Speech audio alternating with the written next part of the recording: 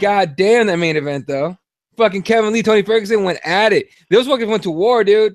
They went to fucking war. That was goddamn worth it. For real. Do you think that'll end up getting the fight of the night over the Lando Venata Bobby Green fight? Yeah, I think it will. Do you? I don't think it will, but I wouldn't be mad at it. I wouldn't be mad. I guess the stakes were a little higher, so maybe I could see it. But yeah, I hate to already do this and kind of shit on Mighty Mouse. We gonna talk about it, baby. We gonna talk about it. I know I'm gonna piss a lot of people off, and I'm gonna give him the praise that he deserves too. But I'll just say quickly, thank God we didn't end on that fight. Brilliant finish, but I'm glad the card didn't end on Mighty Mouse's fight. I'm glad we got this main event because even though Tony showed out and he won and he did his thing, it was a close fight for certain durations of the fight. Like fucking Kevin Lee actually kind of had him rocked in that first round, and it was actually a good fight. Kevin Lee belonged in that fight. You know what I'm saying?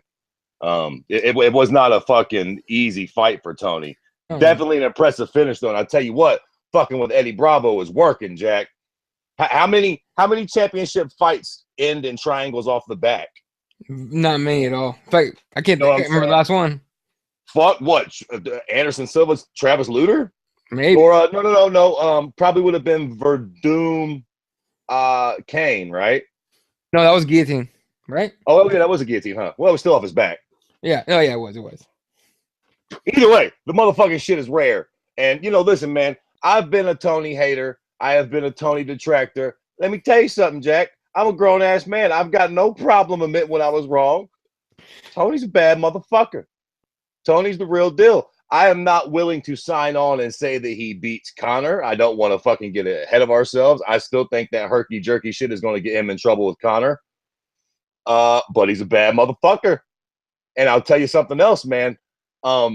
His grappling is nasty. If he can get Conor on the ground and force him into a grappling exchange, things could get very interesting. I think that on the feet, he'll have to be careful with Conor because Conor's a sniper. And Tony has a propensity to get punched in the face. Oh, Kevin Lee thunderstruck him tonight. Yep. So that's going to be a major liability. But listen, that's an interesting fight. And I don't want to immediately gloss over this. So let's talk about how impressive this fight was, and let's give Tony his credit for his win. I know the homie Kyle is looking at the champion of this fight, or the winner of this fight, as the actual champion of 155. So let's talk about that for a minute. How impressive was this win, and do you now look at Tony as the real, actual champion at 155 pounds? See, I don't for the fact that, I mean, Conor supposedly, okay, it's hard to do. I'm like you. I'm not necessarily a Tony Ferguson fan. I never really been a Tony Ferguson fan. You know what I mean? I've always, something about him was always, whatever. How dare you be disrespectful to a Mexican like that? Yeah, well, he don't speak Spanish very well. You heard the shit. That's good enough. In the fucking Chicanos, huh? Faker.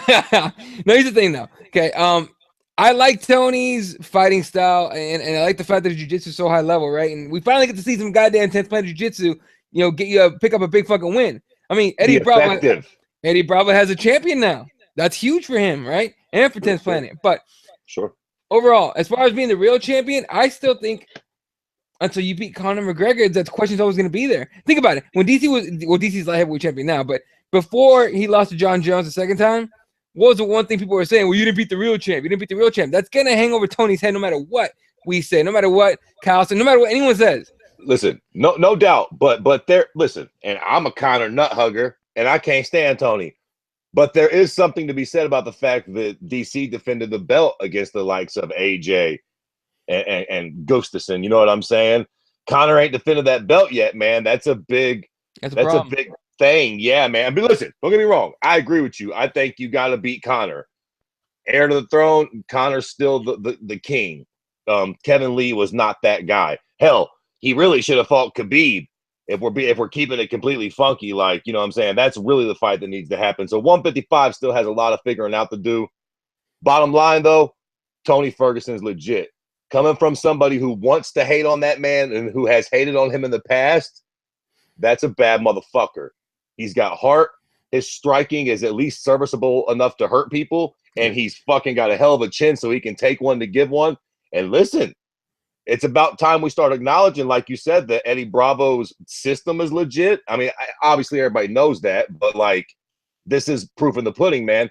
And not only is it Eddie Bravo's system legit, but Tony Ferguson can actually pull it off in high level fights, in championship fights. He can utilize that shit and make it work and finish fights with it. Impressive performance from Tony Ferguson. I'll say this: I didn't love his mic skills. I don't love his mic skills, man. I think he's an interesting guy. He is weird and quirky, but ooh, Lord, when he tries to talk shit, the cringes happen. Connor McNuggets, you fucking bitch, come back here, you stupid pussy punk. I was like, ooh, God, fuck Tony. That's cringy. That probably didn't win you the fight, but that fucking performance was impressive. So, I mean, I'll be interested to see what Connor's take on this is, whether he just completely downplays Tony or whether he gives him a little shine and kind of, because listen, at this point, I think we can probably agree that it's going to come down to kind of what Connor vibes out now. If Connor puts out there that this fight interests him, we'll probably see him and Tony next. If somehow he pounds Tony and tries to dismiss this performance, we're probably going to get that fucking trilogy fight with Nate next, as far as Connor's concerned. Hey, that's a really good point. Real quick, guys, want to shout out to everybody in the comment section. UC Mike Jarls, what up, man? Priya Rose hanging out. Raider back in the Uber. She says the Uber guy is loving this. What's up, man? Hey, yeah, UC's here. Everyone's here. We're all hanging out. All right. A couple comments here about the fight. UC says Tony against Connor has to happen. Then he says Kevin surprised the fuck out of me. He showed a lot of heart and showed that he's a legit contender in the division. First of all, he fought with fucking staph infection. He confirmed that shit after the fight, right? Everyone, it's a huge deal. I never had it. I mean, hopefully I'll never have it. But rolling jiu-jitsu all the time it's you kind of assume you're gonna get it at some point. But it's a sickness. When you get staph, you do like lose weight, right? You get sick, but you lose weight, right? Right. That's better than liposuction. I love you, Eddie, but a little case of staph on the belly might not hurt you that bad. You know what I'm saying? I'm only 210 pounds, homie. All right. Hey, if you need to make weight, a little case of the staffers. You know what I'm saying? One of my friends got pneumonia, and that's what he did. He got pneumonia. He just happened to get pneumonia like a month out of his fight. Like he had an MMA fight. Yeah. He dropped fucking like 20 pounds. Like, you know what? I can't make lightweight. Yeah, he was happy as fuck about it. He's like, yeah, I almost died, but it's cool. I'm like, you're a fucking idiot. Anyway. All right, now listen. So we all assume that what we would like to see next for Tony Ferguson is the Conor fight. I mean, by all right, it is his fight. He's the Intercontinental champ at this point, Jack. He is the man behind the man. So as all things being equal, let's just assume that the MMA gods line that fight up for us and everything is the way it should be. What do we do with Kevin Lee now? Where would you like to see Kevin Lee go from this point? Do you got any ideas? Yeah. I don't think this takes a lot of shine away from him. He was a young guy. He fought very serviceably up until that point. And as we've been saying, Tony Ferguson's the real fucking deal. He's legit. So I don't think this very far in the rankings. He won't. But, I don't know. I would like to see them give him a winnable fight next. I don't want to see one of these deals where he's fighting fucking, I don't know, whatever. Another top contender. What about old, I don't know, maybe Benil. I'm pulling up lightweight right now. So, okay, well, could we somebody along those lines? Somebody along those lines, at least a winnable fight. I don't want, I still think Kevin Lee has some potential to be built up and marketed and shit. So I don't want to see him go on no fucking 2 or 3 fight losing streak. Look, let's just say it's gonna take some time to get the Tony Ferguson McGregor fight going, right? So you got a few guys you can possibly match Kevin Lee up with.